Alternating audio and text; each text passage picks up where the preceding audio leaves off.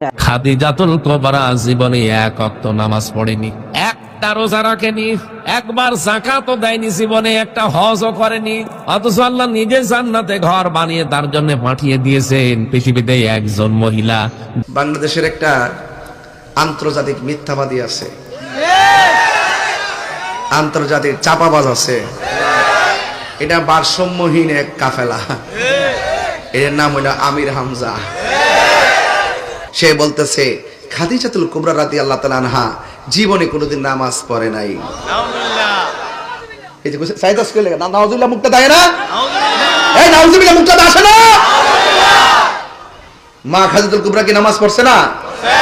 সে বলতেছে রোজা রাখে নাই। এমনকি খাদিজাতুল কুবরা রাদিয়াল্লাহু তাআলা আনহা জীবনে পর্দা করে নাই।